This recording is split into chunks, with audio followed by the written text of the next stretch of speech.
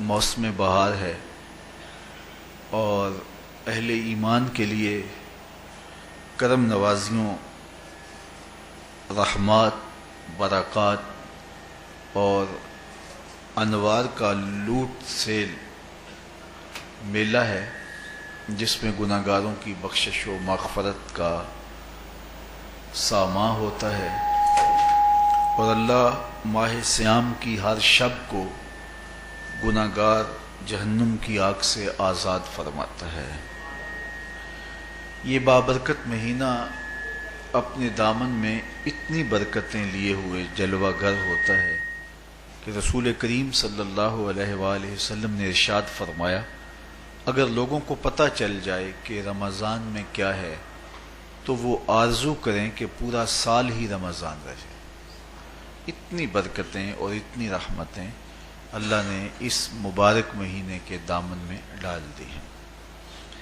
میں نے جو آپ کے سامنے آیت کریمہ تلاوت کی ہے، اس میں بھی اس مفہوم کو بیان فرمایا گیا کہ اے ایمان والو، تمہارے اوپر روزے فرض کیے گئے ہیں جس طرح تم سے پہلوں پہ فرض کیے گئے تھے۔ یا ایھا الذین آمنوا کتب علیکم الصیام کما کتب علی الذین من قبلکم۔ کیوں فرض کیے گئے؟ وجہ کیا ہے؟ لعلکم تتقون، تاکہ تم متقی بن جاؤ، تم پرہیزگار بن جاؤ۔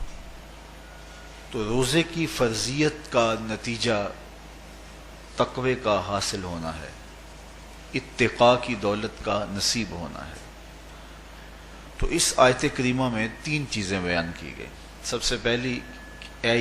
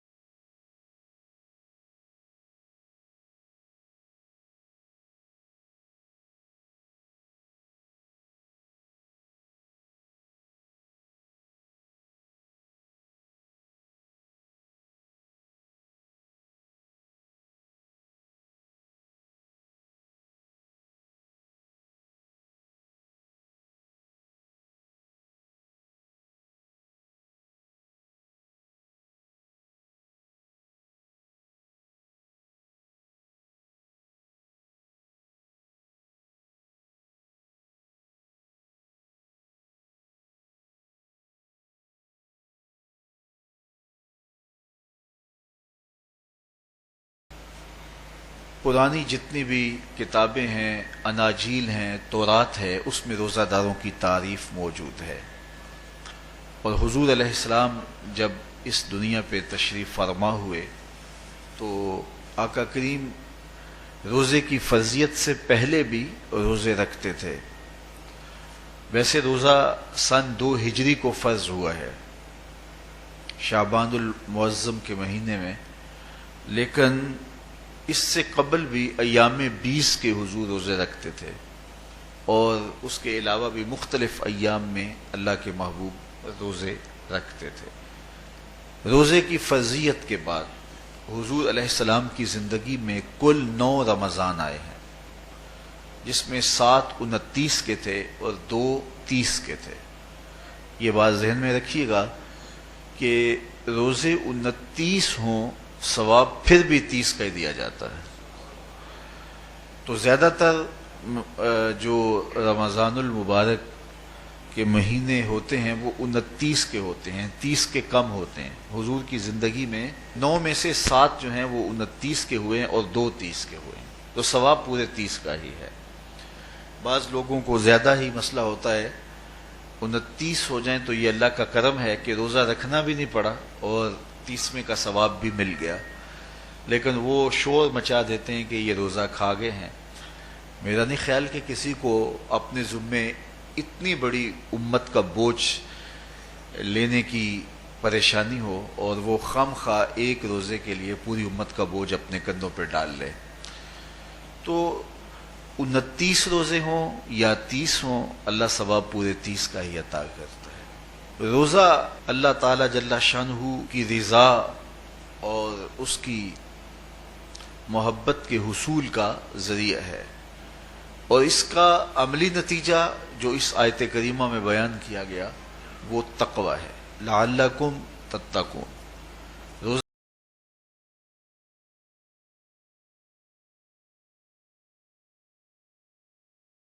یہ ہے، کیا تقوی بھوک اور پیاس سے حاصل ہوتا ہے؟ پیاس کاٹنے سے، بھوک کاٹنے سے کیا تقوی نصیب ہو جاتا ہے؟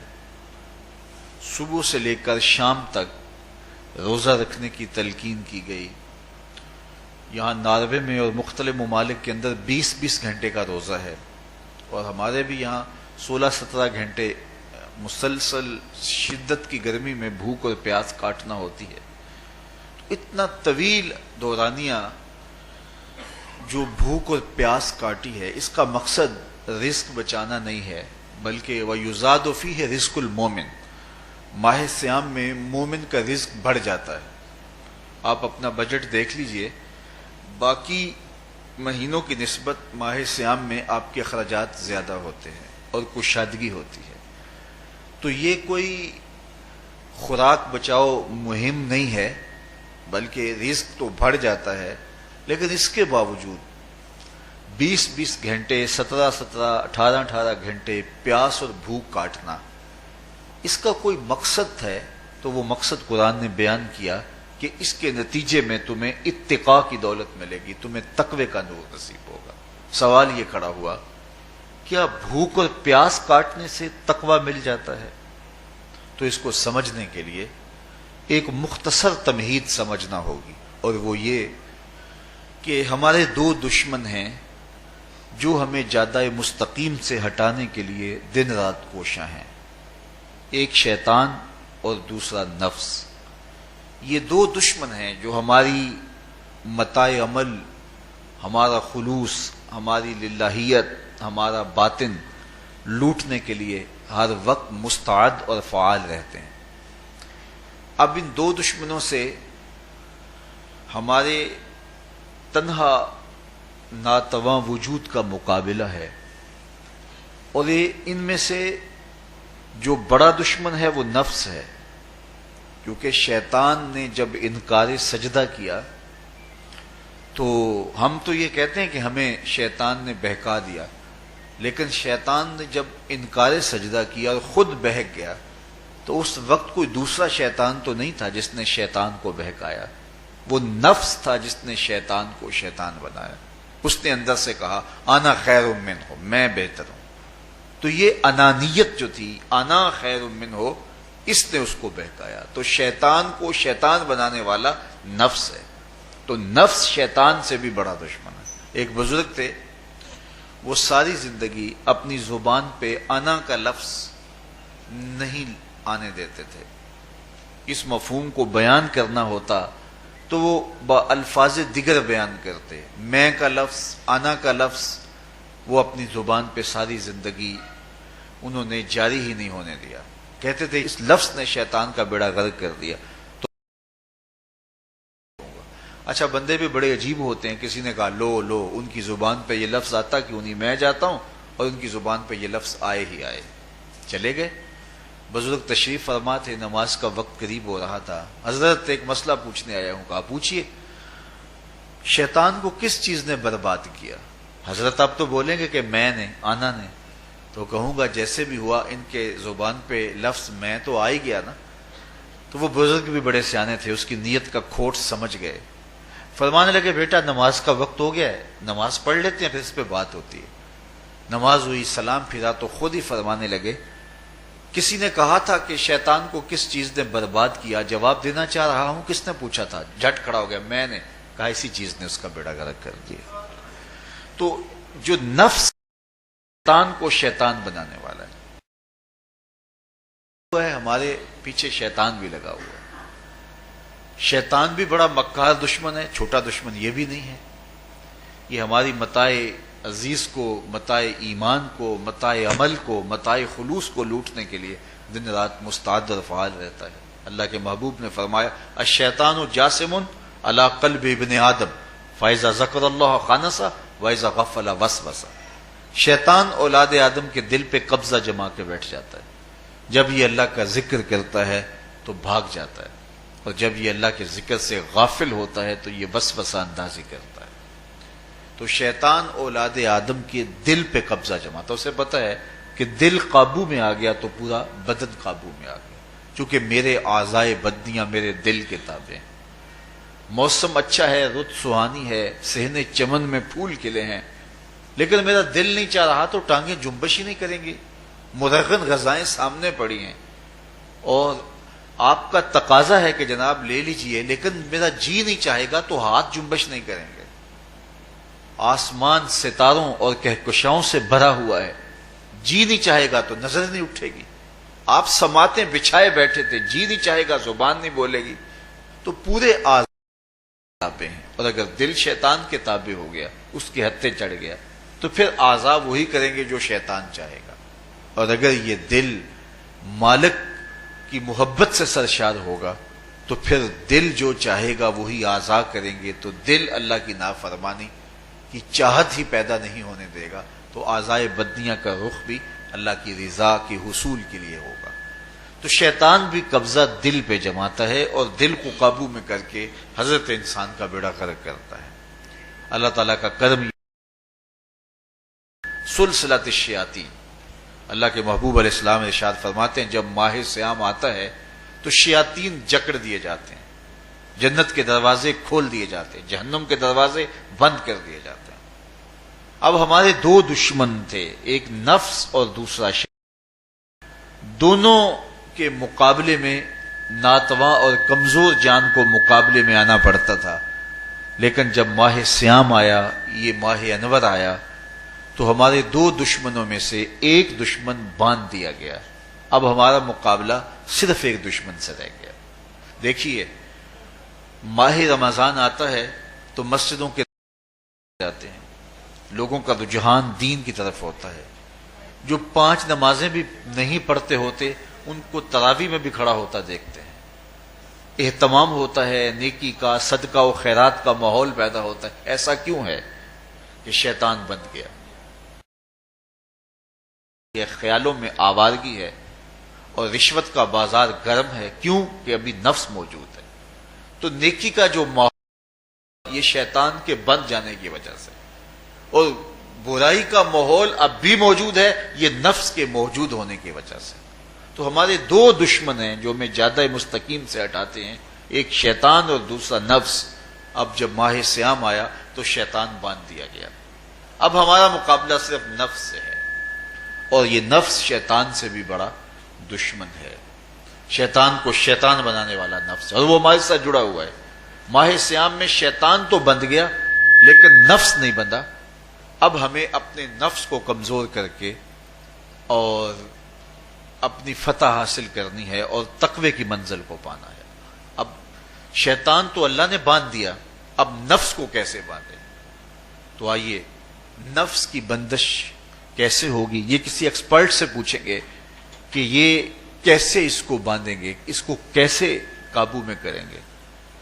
تو کسی ایسے شخص سے پوچھیں جو اس شعبے کا ماہر ہو. تو علامہ اقبال کے مرشد ملا جلال الدین رومی علیہ رحمہ کہتے ہیں آؤ تمہیں میں ایک معالج کا پتہ دیتا ہوں جو تمہیں اس بیماری کا علاج بتائے گا اور اس کی بندش کے طریقے بتائے گا. شیخ رومی علیہ رحمہ فرماتے ہیں ہفت شہر عشق را اتار گشت ما ہنوز اندر خم یک کوچام. عشق کے 7 شہر شیخ فرید الدین اتار گھوم چکے ہیں اور میرے جیسا شخص عشق کے پہلے شہر کی پہلی گلی کے کونے پہ کھڑا ہے.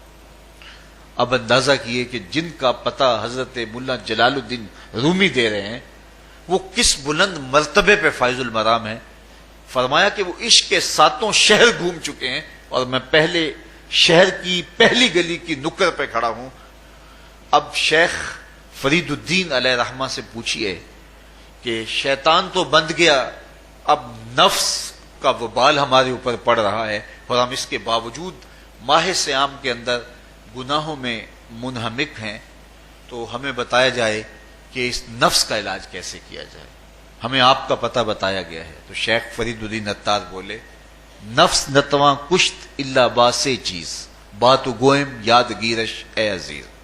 نفس نہیں مرتا لیکن اگر 3 اسلحے تیرے پاس ہوں تو یہ ٹھہر بھی نہیں سکتا. وہ 3 اسلحے کون سے ہیں؟ خنجر خاموشی و شمشیر جو، نیزائے تنہائی و ترک ہجو. خاموشی کا خنجر، بھوک کی تلوار اور تنہائی کا نیزہ. یہ 3 اسلحے ایسے ہیں اگر تو یہ لے کر کے نفس پہ ٹوٹ پڑے تو پھر نفس کا مقابلہ تیرے لیے آسان ہوگا. خنجر خاموشی، خاموشی کا خنجر. اللہ کے محبوب علیہ السلام نے فرمایا من صامت نجا، جو خاموش ہو گیا وہ نجات پا گیا.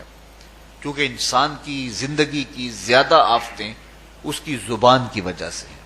آپ اپنے گناہوں کا اور میں اپنے گناہوں کا اگر احتساب کروں تو ہمیں سب سے زیادہ گناہ زبان کے ملیں گے. آنکھیں بھی گناہ کرتی ہیں، ہاتھ بھی گناہ کرتے ہیں، پاؤں بھی گناہ کرتے ہیں، لیکن سب سے زیادہ گناہ زبان کرتی ہے. جھوٹ بھی بولتی ہے، غیبت بھی کرتی ہے، شکوہ بھی کرتی ہے، گالی سب و شتم اور کیا کچھ زبان کے گناہ ہیں. اسی لیے اللہ کے محبوب نے فرمایا جو تمہارے 2 جبڑوں کے درمیان ہے یعنی زبان اور 2 ٹانگوں کے درمیان ہے تمہاری پارسائی کی جگہ، تم ان 2 چیزوں کی مجھے ضمانت دے دو، میں محمد تمہیں جنت کی ضمانت دے دیتا ہوں. تو انسان کے سب سے زیادہ گناہ زبان کے ہیں اور اس کی پارسائی کی جگہ کے. تو اس لیے میرے حضور نے فرمایا من صامت نجا، جو خاموش ہو گیا وہ نجات پا گیا. خنجر خاموشی، خاموشی کا خنجر نفس کشی کا ایک مؤثر ذریعہ ہے. اور دوسری بات بشمشیر جو، اور بھوک کی تلوار. تو بھوک سے نفس کا مقابلہ کیا جا سکتا ہے، بھوک کی تلوار سے نفس کا سر کاٹا جا سکتا ہے. اللہ کے محبوب کا فرمان سنیے یا معاشر الشباب من استطاع منکم الباء فلیتزوج فإنہ اغض للبصر واحسن للفرج فمن لم یستطع فعلیہ فإنہ لہ وجاء. اے جوانوں کے گروہ، تم میں سے اگر کوئی نکاح کرنے کی طاقت رکھتا ہے تو وہ دیر نہ کرے، فی الفور نکاح کر لے. یہ نظر کا اور پارسائی کا محافظ ہے. لیکن اگر تم میں سے کوئی نکاح کرنے کی فی الحال پوزیشن میں نہیں ہے تو وہ کثرت کے ساتھ روزے رکھے. روزے قاطع شہوات ہیں. تو بھوک سے نفس کو جو ہے وہ روکا جا سکتا ہے، اس کو لگام ڈالی جا سکتی ہے. تیسری بات نیزہ تنہائی، تنہائی کا نیزہ. تو فرمایا گیا کہ العافیت فی العزلہ، کہ تنہائی کے اندر ہی عافیت ہے. جب مجلسوں میں غیبت کی بدبو پھیلتی ہو اور چغلی کا ماحول معاشرے کا جزو لا ینفک بن جائے اور مجالس کے اندر نظروں کی پاکیزگی کا قائم رہنا مشکل ہو جائے اور انسان کی زندگی کے اندر گناہوں کا بہت بڑا سبب مجلسی زندگی ہو تو پھر اس سے تنہائی بہتر ہے. حضرت شاہ نقشبند بخاری فرماتے ہیں کہ فقیر کے لیے سب سے اچھی جگہ اللہ کا گھر مسجد ہے، یا کسی کامل صالح شخص کی صحبت ہے، اور یا پھر تنہائی ہے. چوتھی جگہ ہلاکت کے علاوہ اور کچھ نہیں ہے. ہمیں اپنے کاروبار میں، اپنے معاملات میں، اپنی ملازمتوں میں جانے کی تلقین کی گئی تو وہاں یہ تلقین کی گئی کہ دیر سے جاؤ جلدی واپس آ جاؤ، اور مسجد میں جاتے ہوئے تلقین کی گئی کہ جلدی جاؤ اور دیر سے واپس آؤ۔ لیکن ہم مسجد کے دروازوں پہ جب دور موجود میں رش دیکھتے ہیں کہ لوگ بہت جلدی نکلنا چاہتے ہیں، حتیٰ کہ کندھوں سے کندھے ٹکرا رہے ہوتے ہیں کہ جلدی سے باہر نکل جائیں، حالانکہ وہ عافیت کی جگہ ہے، 2 منٹ زیادہ بھی ہو جائیں تو کوئی حرج نہیں ہے۔ اور ایسے لوگوں کو بھی نکلنے میں جلدی کرتے ہوئے دیکھا ہے کہ لگتا تو یہ تھا کہ شاید انہوں نے کسی ضروری کام پہ جانا ہے، لیکن باہر نکل کے بازار میں پھٹے پہ بیٹھے تھے اور مسجد سے نکلنے کی جلدی بہت تھی۔ تو مسجد میں جلدی جاؤ اور دیر سے واپس آؤ، اور بازار میں دیر سے جاؤ اور جلدی واپس آؤ، لیکن ہمارے رویے اس کے برعکس ہو گئے۔ تو تنہائی میں عافیت ہے، خاموشی میں عافیت ہے، اور بھوک میں عافیت ہے، اور یہ ساری چیزیں روزے میں میسر ہیں۔ فرمایا تم سے اگر کوئی شخص الجھے، بحث کرے، لڑائی کرنا چاہے تو تم اسے کہو انی صائم، میں نے روزہ رکھا ہوا ہے۔ اسی طرح جو ہے وہ روزے سے آپ کو یکسوئی ملے گی، قرآن مجید کی تلاوت کا ماحول ہوگا، اور تم بھوک کاٹو گے، اور یہ تینوں چیزیں تمہارے نفس کو کمزور کرنے والی ہیں۔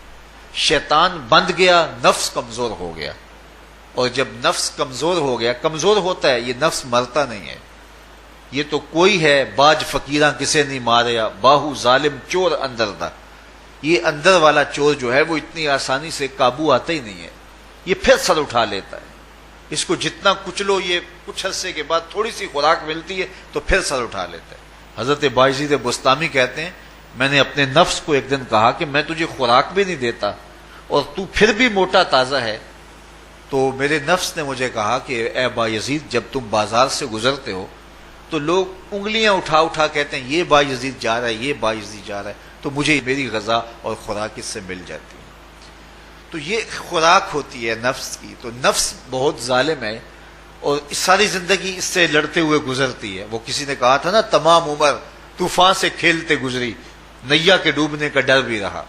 تو یہ ساری زندگی اس طرح ٹکراتے ہوئے سے گزرتی، لیکن جب کمزور ہو جائے تو پھر یہ شیطان کو جو ہے وہ موقع نہیں دیتا ہے۔ لیکن اگر نفس اگر ماہ صیام میں ہمارا کمزور نہ ہوا، صرف ہم نے بھوک ہی کاٹی اور باقی اپنے معمولات وہی رکھے، تو میرے حضور نے فرمایا جس نے جھوٹ اور برے کام نہیں چھوڑے اور جھوٹے کام ترک نہیں کیے، اس کے بھوکا اور پیاسا رہنے کی اللہ کو کوئی ضرورت نہیں ہے۔ روزہ تو ایک مشق تھی، یہ تو باطن کی تطہیر کا ایک ذریعہ تھا، یہ تو من کی تہذیب کا ایک ذریعہ تھا، یہ تو نفس کی شر سے بچانے اور شیطان کے مکر و فریب سے بچانے کا ایک ذریعہ تھا۔ دیکھیے شیطان بند جاتا ہے ماہ صیام میں، حدیث واضح ہے، لیکن نفس موجود رہتا ہے۔ اگر نفس کمزور ہو گیا تو شیطان چھٹ کے بھی کچھ نہیں کرے گا، کیونکہ شیطان باہر کا دشمن ہے، نفس اندر کا دشمن ہے۔ جب تک اندر والا دشمن ساتھ نہیں دیتا، باہر والا دشمن کچھ نہیں کر سکتا۔ ہمارے دیہاتوں میں چوری ہو جائے تو بوڑھے بزرگ سر جوڑ کے بیٹھ جاتے ہیں کہ چور کہاں سے آیا، کیسے آیا، تو ایک نقطے پہ سارے متفق ہوتے ہیں کہ اندر کا کوئی بھیتی ضرور موجود ہے۔ اگر اندر کا کوئی بھیتی موجود نہیں ہے تو چور باہر سے آ کے حملہ آور ہو ہی نہیں سکتا ہے۔ تو شیطان باہر کا چور ہے، نفس اندر کا بھیتی ہے، اور اگر یہ اندر والا باہر والے کا ساتھ نہ دے تو شیطان انسان پر حملہ آور ہو ہی نہیں سکتا۔ اس لیے اس کو قابو کر لیں، اس کو رام کر لیں، تاکہ شیطان چھٹنے کے باوجود بھی جو ہے وہ ہمارے اوپر حملہ آور نہ ہو سکے۔ ورنہ وہ تو پیچ و تاب کھا رہا ہے کہ یہ جو تم نمازیں پڑھتے ہو، سروں پہ ٹوپیاں تم نے پہنی ہیں اور بڑے شریف بن کے مسجد میں جا رہے ہو، ذرا چھٹ لوں عید کے دن ہی جو ہے وہ تمہارا سارا کیا دھرا برباد نہ کیا تو مجھے شیطان نہ کہنا۔ تو وہ سب کچھ برباد کر دیتا ہے اگر ہمارے نفس کی تہذیب نہیں ہوتی۔ تو یہ اللہ نے ایک ہمیں موقع دیا ہے، پورا ایک مہینہ ہے، ایک ورکشاپ ہے باطن کی تطہیر کے لیے اور ایک اندر کی پاکیزگی کے لیے ہمیں ایک موقع فراہم کیا گیا ہے، اور اس سے ہم بھرپور فائدہ حاصل کریں۔ قرآن مجید کی کثرت کے ساتھ تلاوت، صلاۃ التراویح میں شمولیت اور خاموشی کا اختیار کرنا، اور جو ہے وہ اللہ کے ذکر فکر کی طرف متوجہ رہنا، اور بھوک کا عملی نتیجہ یہ ہوگا کہ اتقاء کی دولت نصیب ہوگی۔ دیکھیے ماہ صیام میں ہمیں ان کاموں سے بھی روک دیا گیا جو کہ کام جائز تھے، کھانا پینا اور جو ہے وہ اپنی منکوحہ سے جنسی تعلق، یہ تو وہ امور تھے کہ جو جائز تھے، مشروع تھے، لیکن اوقات روزہ میں ان جائز کاموں سے بھی ہمیں روک دیا گیا۔ اس فلسفے کو ہمیں سمجھنا ہوگا کہ جو کام شریعت میں جائز تھے، مشروع تھے، روزہ ان سے بھی رک جانے کا نام ہے، اور جو چیزیں شریعت میں جائز ہی نہیں ہیں، جھوٹ بولنا ہے، غیبت ہی ہے اور دیگر برے اعمال ہیں، تو یہ چیزیں تو روزہ نہ بھی ہو پھر بھی ناجائز ہیں۔ تو جو چیزیں جائز تھی روزے میں ان سے بھی منع کر دیا گیا، اور جو چیزیں ناجائز ہیں تو اگر کوئی شخص ان چیزوں سے نہیں رکتا تو پھر اس نے روزہ کیا رکھا؟ ایک بندہ بھوک کاٹتا ہے لیکن جھوٹ بولتا ہے، ایک بندہ پیاس کاٹتا ہے لیکن غیبت کرتا ہے،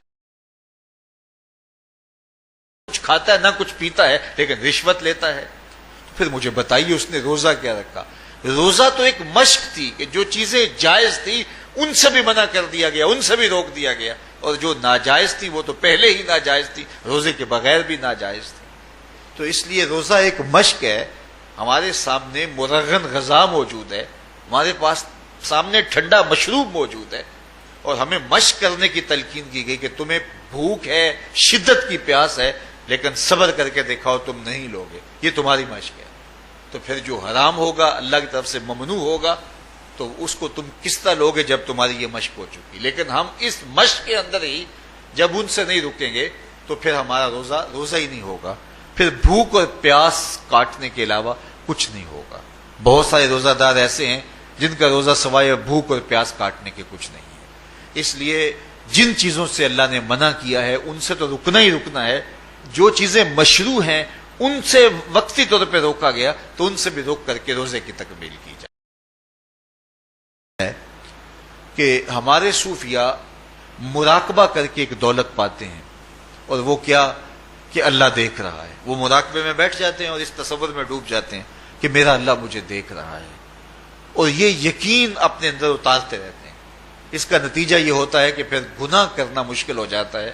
یہ تصور جب بندے کے ساتھ جڑ جاتا ہے کہ میرا اللہ مجھے دیکھ رہا ہے، ماہ سیام میں یہ دولت اللہ بانٹ دیتا ہے۔ جو مراقبے سے صوفیاء حاصل کرتے ہیں، اللہ تعالیٰ اس دولت کو اہل ایمان پہ چھڑک دیتا ہے۔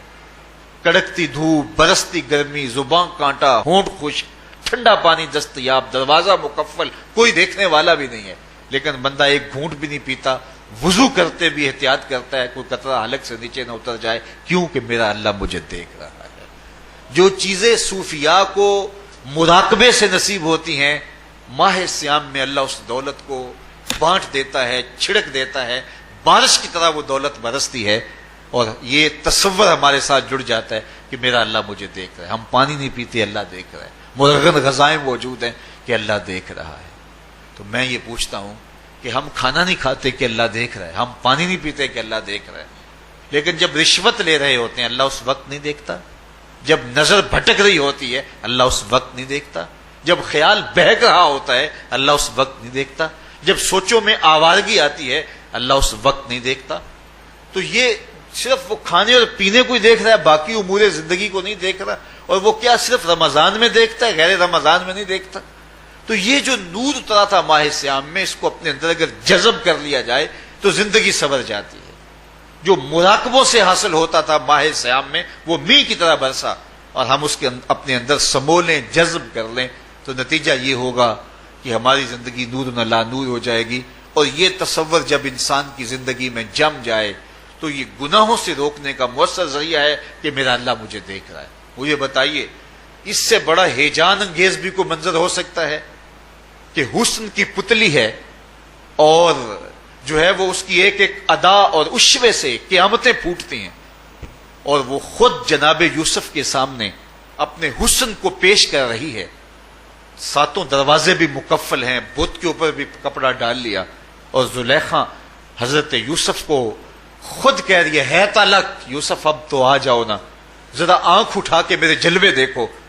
لیکن جناب یوسف کیا بولتے ہیں؟ قال معاذ اللہ، میں اللہ کی پناہ میں آتا ہوں۔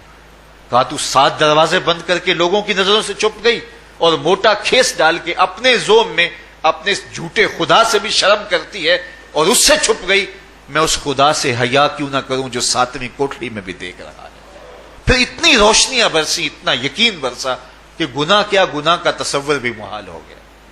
تو مجھے بتائیے کتنا ہیجان انگیز منظر تھا جب حسن قدموں میں بچھنے کے لیے خود بےتاب تھا، اور حضرت یوسف جوان رانا ہیں، جوانی اور شباب پورے بانکپن پہ ہے، اور ادھر حسن مچل مچل کے قدموں میں بچھ رہا ہے، لیکن یہ جذبہ کہ میرا اللہ مجھے دیکھ رہا ہے ایسی رکاوٹ بنتا ہے، قال معاذ اللہ، کہا میں اللہ کی پناہ میں آتا ہوں۔ تو یہ یقین جب بندے کے ساتھ جڑ جاتا ہے کہ میرا اللہ مجھے دیکھ رہا ہے، تو پھر انسان کے لیے گناہ سے بچنا کوئی مشکل نہیں ہوتا۔ گھر میں فاقے ہوں، مشکل میں بندہ پھنسا ہو اور اس کو رشوت مل رہی ہو، تو پھر اپنا ہاتھ روکنا بڑا مشکل ہوتا ہے، بلکتے بچوں کا خیال آتا ہے۔ لیکن جب یہ خیال ہو کہ میرا رب میرا رازق ہے اور میرے اس عمل کو دیکھ رہا ہے، تو پھر بندہ اس کو پرے کا کی حیثیت بھی نہیں دیتا، اور جب وہ پاؤں کی ٹھوکر پہ بھی نہ رکھے تو پھر اللہ فرماتا ہے وَيَرْزُقُهُ مِنْ حَيْثُ لَا يَحْتَسِبُ، تو یہ کر کے دیکھ، میں تجھے وہاں سے رزق دوں گا جہاں سے تجھے گمان بھی نہیں ہوگا۔ تو اپنے یقین کو کھڑا کر کے دیکھ، میرے اوپر اعتماد کر کے دیکھ۔ میرے حضور نے فرمایا اللہ پر توکل کرنے کا جو حق ہے اگر تم ادا کرو، وہ تمہیں ایسے رزق دے جیسے پرندوں کو عطا کرتا ہے۔ صبح گھر سے نکلتے ہیں خالی پیٹ ہوتے ہیں، ہمیں تو پتہ ہے دفتر میں جانا ہے، ہمیں تو پتہ ہے دکان پہ جانا ہے، ہمیں تو پتہ ہے فیکٹری میں جانا ہے، ہمیں تو پتہ ہے کہ ہم نے فلاں جگہ جا کے دہاڑی لگانی، لیکن ان کا کوئی کاروبار نہیں ہوتا، کوئی فیکٹری نہیں ہوتی۔ جدھر جی آیا صبح جو ہے وہ اڑان بھر دی، بند توکل پنچھی اڑ دے، خرچ نہ پلے زیرا ہو، نہ کوئی راس ہے نہ کوئی کاروبار ہے۔ لیکن کبھی ایسا نہ ہوا کہ شام کو خالی پیٹ آئے ہوں۔ تو کہا اگر تم اللہ پہ توکل کر لو، وہ بھی تمہیں ایسے رزق دے جیسے پرندوں کو رزق عطا کرتا ہے۔ پرندوں میں سے ایک پرندہ ہے ہنس، یہ سچے موتی کھاتا ہے، اور آپ پنساری کے پاس موتی لینے جائیں تو ہزاروں روپے تولے کے ماشے کے حساب سے آپ لیں تو پھر بھی آپ سوچتے ہیں کہ پتہ نہیں یہ خالص دیے یا نہیں دیے۔ وہ اتنے نایاب اور کامیاب ہیں کہ آپ ماشوں اور تولوں میں خریدتے ہیں اور پھر بھی آپ کو شک رہتا ہے کہ یہ خالص ہیں یا کہ نہیں۔ اور ہنس کھاتا ہی وہ ہے، اور دنیا پر ایک نہیں لاکھوں کروڑوں ہنس ہیں، اور روزانہ صبح و شام کھاتے ہیں اور پیٹ بھر کے کھاتے ہیں، اور اللہ انہیں روز عطا بھی کرتا ہے۔ تو یہ مالک وہ ہے، رازق ہے۔ جب اس پہ توکل اور اس پہ یقین پیدا ہو جاتا ہے تو پھر مشکل نہیں رہتا، پھر آسانی پیدا ہو جاتا ہے۔ تو روزوں میں اللہ تعالیٰ یہ یقین دیتا ہے کہ وہ مجھے دیکھ رہا ہے، بندہ یہ تیقن پیدا کر لیتا ہے کہ میرا اللہ مجھے دیکھ رہا ہے۔ بعض کا چھوٹے بچے روزہ رکھ لیتے ہیں تو مائیں بے چین ہو جاتی ہیں، جب دوپہر کے وقت پھول جیسے بچے کملا جاتے ہیں تو مائیں انہیں بند کمرے میں کوئی کھانا یا کوئی ٹافی یا کوئی اور چیز یا چاکلیٹ دیتی ہیں کہ بیٹے یہ کھا لو، تو وہ بچے نہیں کھا رہے ہوتے تو مائیں کہتے ہیں پتر کھا لو کوئی نہیں، وہ بچے بھی کہتے ہیں اللہ دیکھ رہا ہے۔ تو وہ جو صوفیاء کو مراقبوں سے ملتا ہے وہ ایک بچے کو بھی نصیب ہو رہا ہے کہ میرا اللہ مجھے دیکھ۔ یہاں ایک اور بھی تسلی ہے، ہم ہزار گناہ گار سہی، ہم ہزار سیاہ کار سہی، لیکن ہمارا رب پہ کتنا یقین ہے رمضان میں پتہ چلتا ہے کہ اس ذات پہ ہمارا کتنا تیقن ہے، کتنا یقین ہے، جس کو دیکھا نہیں، تصور خیال کی حدود سے بڑا ہے۔ اتنا یقین ہے کہ ہم پانی نہیں لیتے، کھانا نہیں لیتے کہ میرا اللہ مجھے دیکھ رہا ہے۔ کاش کہ اس کو ہم اپنی پوری زندگی میں پھیلا لیں، اور اس کو زندگی میں جب ہم طاری کر لیں گے تو پھر گناہ کرنا محال اور ناممکن ہو جائے گا، اور زندگی نور علی نور ہو جائے گی، اور یہی تقوی کا حصول ہے۔ تو فرمایا اے ایمان والو، تمہارے اوپر روزے فرض کر دیے گئے جس طرح تم سے پہلوں پہ فرض کیے گئے تھے، لعلکم تتقون، تاکہ تم متقی بن جاؤ، تاکہ تم پرہیزگار بن جاؤ۔ حضرت سلمان فارسی رضی اللہ تعالی عنہ سے مروی ہے کہ جب شعبان کی 29 تاریخ ہوتی تو اللہ کے محبوب ہمیں خطبہ ارشاد فرماتے، اس میں رمضان المبارک کے فضائل بیان کرتے اور کہتے تمہارے پاس ایک شہر عظیم عزت اور عظمت والا مہینہ آ رہا ہے، جس کا ہر دن باقی سال کے دنوں سے افضل ہے، جس کی ہر رات باقی سال کی راتوں سے افضل ہے، اور اس میں ایک رات ایسی ہے لیلۃ القدر جو 1000 مہینے سے بہتر۔ تو یہ اللہ تعالیٰ کی رحمتوں کا روپ ہے، رحمتوں کے دروازے کھول دیے جاتے ہیں، اور روزہ دار کا روزہ بالخصوص عصر کے وقت، شام کے وقت، پچھلے پہر، روزہ دار کے خالی معدے سے جو ایک بو اٹھتی ہے، مہک اٹھتی ہے، اللہ کو کستوری سے بھی زیادہ محبوب ہوتی ہے۔ اللہ اکبر۔ اور فرمایا للصائم فرحتان، فرحۃ عند فطرہ و فرحۃ عند لقاء ربہ، روزہ دار کے لیے دو خوشیاں ہیں۔ ایک خوشی اسے تب ملتی ہے جب وہ روزہ کھولتا ہے، سارے دن کی بھوک اور پیاس کاٹ کے، جب شام کو ٹھنڈا اور میٹھا مشروب اسے ملتا ہے اور وہ مشروب اپنے جو ہے وہ منہ میں ڈالتا ہے، وہ معدے کی طرف اترتا ہے، تو اس کی زبان بولے نہ بولے اس کا ایک ایک انگ اللہ کی تسبیح بول رہا ہوتا ہے اور اللہ کا شکر ادا کر رہا ہوتا ہے۔ اس وقت اسے ایک عجیب فرحت ہوتی ہے کہ اتنا طویل لمبا روزہ تھا، شکر ہے کہ میرا روزہ تکمیل کو پہنچا۔ ایک روحانی مسرت، پھر روزہ کھلنے کے وقت اس کو بدنی مسرت، تو ایک فرمایا اس کو فرحت تب ملتی ہے جب وہ روزہ کھولتا ہے۔ وَفَرْحَةٌ عِنْدَ لِقَاءِ رَبِّهِ، اور دوسری فرحت اسے تب ملے گی جب روزے کے صلے میں اللہ اپنے رخ سے پردہ ہٹا دے گا اور اللہ اپنا دیدار عطا فرمائے گا۔ تو یہ روزے دار کے لیے خوشیاں ہیں۔ تو خوش نصیب ہیں وہ لوگ جو ماہ سیام کے روزے پورے خشوع و خضوع کے ساتھ رکھتے ہیں اور اس کی برکتوں سے مالا مال ہوتے ہیں۔ ورنہ بعض لوگ میں نے ایسے بھی دیکھے ہیں، وہ چھوٹی چھوٹی بیماریوں کا بہانہ بنا کے روزہ ترک کر دیتے ہیں اور انہیں حوصلہ ہی نہیں پڑتا روزہ رکھنے کا، چونکہ الصوم نصف الصبر، روزہ آدھا صبر ہے۔ میں سمجھتا ہوں، میں شوگر کا مریض ہوں اور 4 سے 5 گھنٹے اگر مجھے کچھ کھانے کو نہ ملے تو میری طبیعت میں ایسا اضطراب اور بے چینی پیدا ہو جاتی ہے کہ میں گھر والوں سے الجھنے کی کیفیت میں بھی آ جاتا ہوں۔ لیکن ماہ سیام میں 20 گھنٹے بھی کاٹ لیتا ہوں، لیکن میری طبیعت پہ کوئی بوجھ اس لیے نہیں ہوتا کہ میں اللہ کی رضا کو اپنے ذہن کے ایک ایک گوشے میں رکھے ہوئے ہوتا ہوں۔ تو یہ آدھا صبر ہے، یہ صبر سکھاتا ہے۔ اور پھر روزے سے جب ہم بھوک کاٹتے ہیں تو غربا، مساکین، وہ لوگ جو بیچارے بھوک اور پیاس کاٹ کے زندگی گزارتے ہیں، ان کا بھی ہمیں خیال آتا ہے کہ ہمیں تو اپنے اختیار سے چند لمحوں، تو اس کی کلفت اور اس کی اذیت اتنی ہے، تو جو شخص مجبوری کی وجہ سے کاٹتے ہیں اور ان کے بلکتے بچے ان کے سامنے ہوتے ہیں تو پھر ان کا عالم کیا ہوگا۔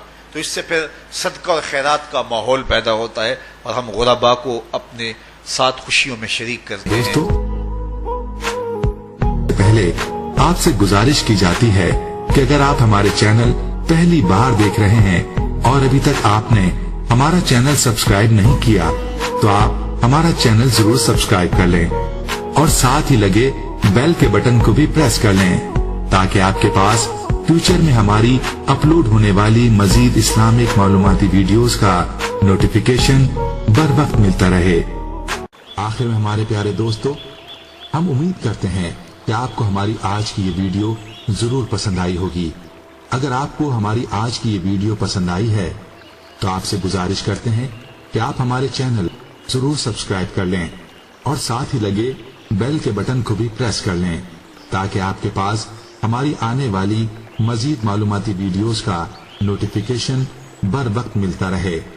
سبسکرائب کے ساتھ ساتھ ہماری ویڈیوز کو لائک بھی کریں اور اپنی قیمتی رائے کا اظہار کمنٹس میں ضرور کریں۔ کمنٹس میں آپ اپنے سوالات بھی ہم تک پہنچا سکتے ہیں۔ اللہ تعالیٰ آپ کو اپنے حفظ و امان میں رکھے، آمین۔